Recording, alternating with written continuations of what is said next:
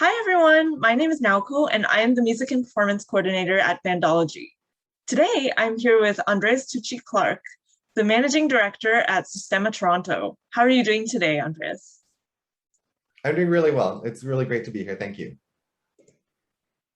Thank you so much for joining us. So can you tell us a little bit about Sistema Toronto? Yeah, absolutely. So Sistema Toronto is a free after-school music and social development program with an end goal of meaningful social change.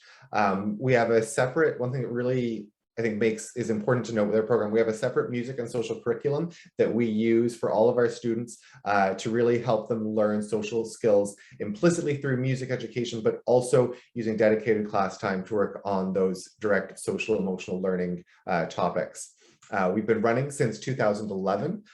We are inspired by the Sistema movement that originated in Venezuela, but we are entirely our own entity, and we design programming that is the best for our communities.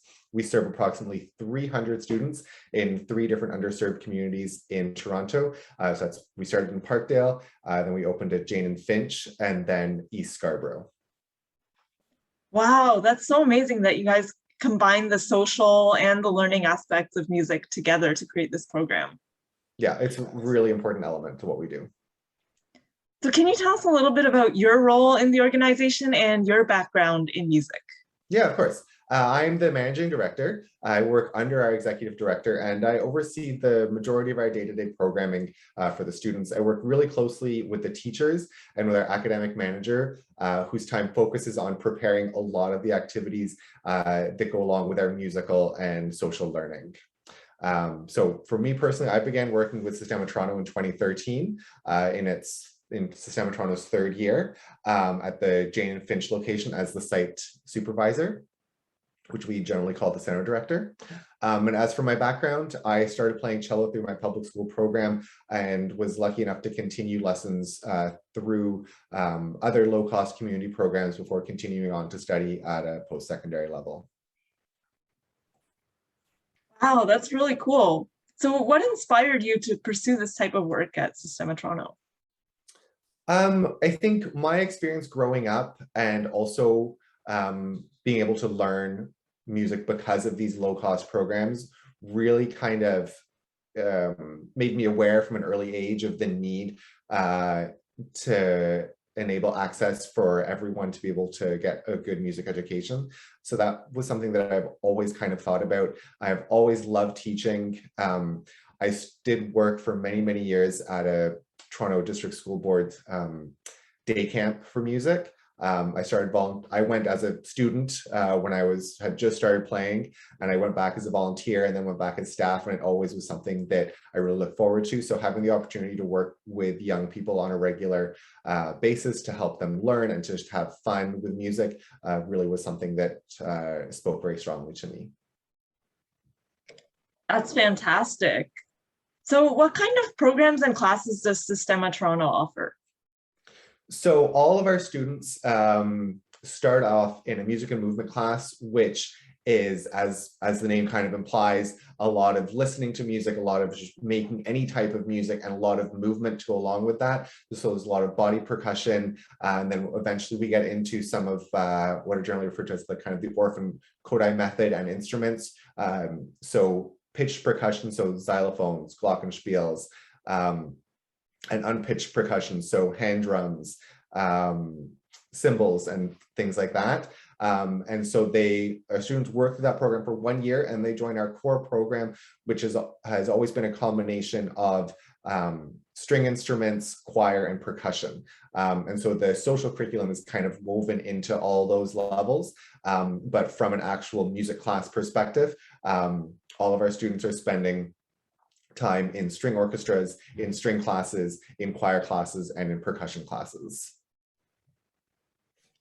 That's really great that Sistema offers such a well-rounded combination of programs. And it's really cool that you guys do things like body percussion and bucket drumming too, because that's actually something that Bandology does at their band camps as well. Nice. Yeah. So with all these different classes and programs, what does a typical week look like for Sistema students? Yeah, for sure. So an overall week for Sistema students is about 10 hours of programming. We run 4 days a week, Monday, Tuesday, Thursday, and Friday after school for just over 2 hours. And then generally each of those days is divided into two segments, usually with one of those segments being a strings class, because that is at the end of the day where the students end up spending the most time in our program. So one half of the day is a string class and the other half of the day is either choir, percussion, or string orchestra. And all of our days, assuming we're running in person, our days always start with a snack because it is really important because it ends up being quite a long day for the students. Yeah, I can imagine. That's really great that you guys offer such such a great program for kids to really pursue music intensively like that. That's really great. Yeah, thanks. So what are some of your favorite memories of Sistema Toronto? I have one memory that's always really stuck out with me. It was from just after I started working, I believe it was the end of my second year. And we asked the students, just like kind of, we like to go through kind of at the end of the year and just do either anonymous or not anonymous, depending on what the students' comfort level is, just little questionnaires. And one of the things we like to ask is like, what do you feel like is something that Sistema has helped you do, or something that Sistema has helped you change about yourself that you're proud of or happy about? And one of the students said that being in Sistema made them less mad. And that always stuck with me as something that really was an amazing example of the power of programs like ours to really help students manage their emotions and to be able to learn and grow, not only as musicians, but as maturing young people. Wow, yeah, that's really amazing. So how has the program adapted during COVID? I'm sure there are some changes that you have had to make. Definitely. So I mentioned that our day always starts with snack. Naturally, that hasn't been possible. But overall, our program actually has not changed that much. So if you recall, way back in March of 2020, it was announced the schools would close after March break on the Thursday before March break.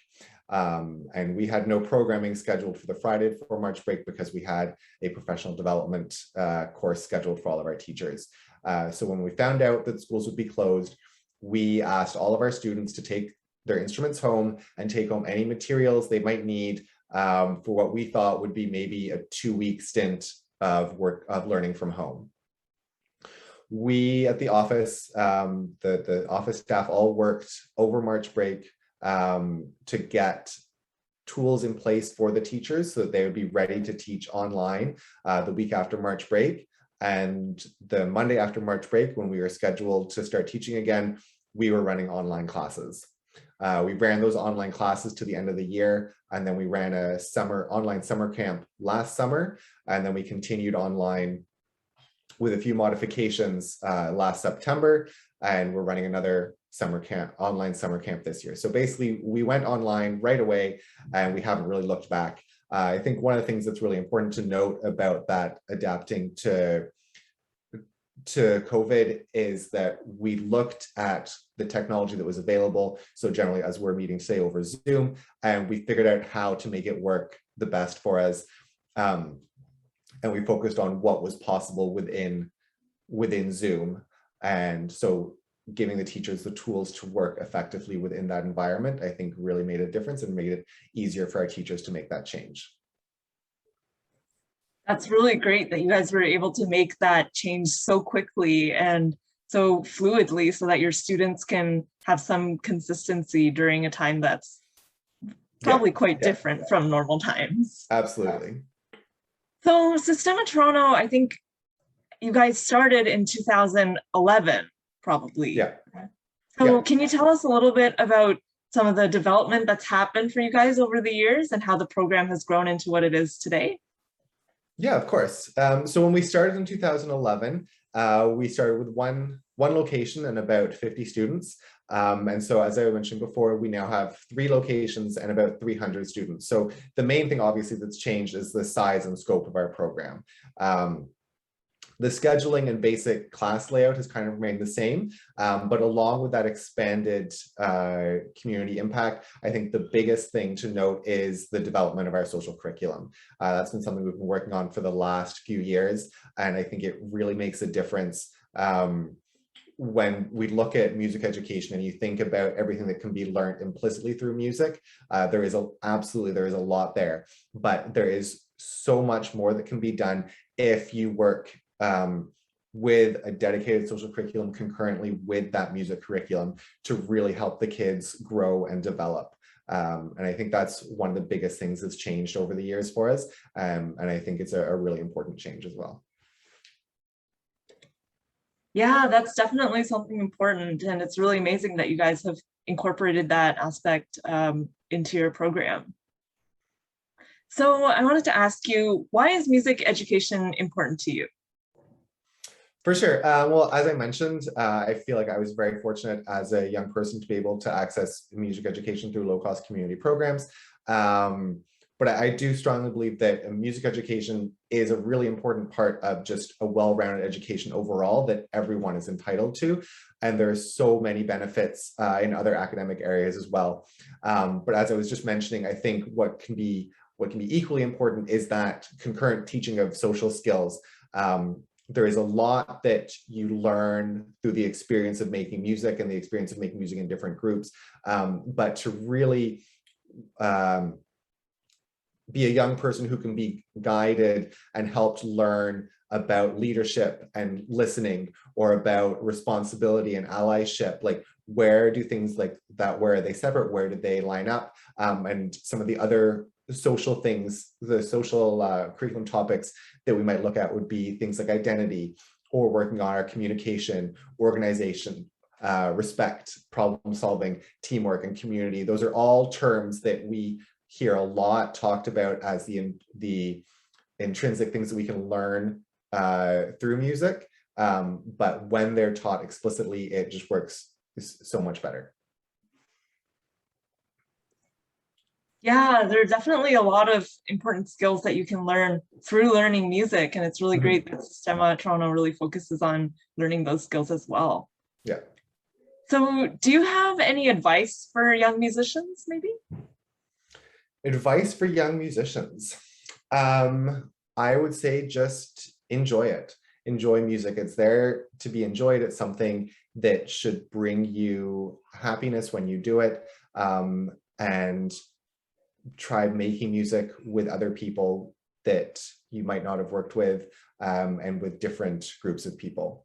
I think that would be my advice for young musicians out there.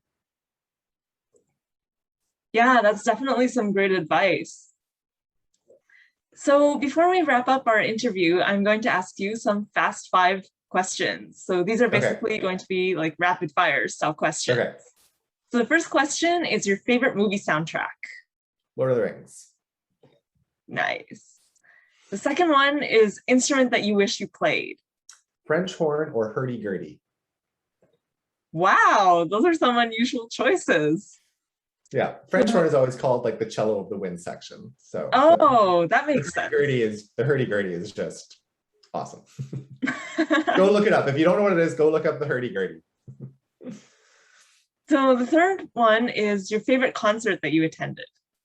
Oof, that's a tough one. I've been to so many concerts, but I have to say probably the ones that have been the most impactful for me have been small concerts that I've been to at music festivals, with maybe not a big headline name on stage, but just something that was a really wonderful experience.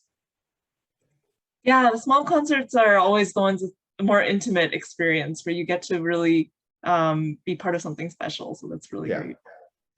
So the fourth question is your favorite artist. Well, that's also a really tough one, kind of for the same reasons. So I think that all my favorite artists, and there's so many that I look up to and respect, both in the kind of the pop scene and also in the classical music world. And again, no way I could limit it down to just to one. All right. So last question is your hidden talent. Apparently it's being terrible at fast 5 questions and not being able to give you straight answers. No, that's all the reasons are the interesting parts of the interview. So that's really great that I got to hear that. All right, well, thank you so much for joining us today, Andres. It was so interesting to hear all about the wonderful work that you guys are doing at Sistema Toronto. Thank you so much for having me. It was great to be here. All right, well, thank you everyone for tuning in and hope to see you next time. Bye. Bye.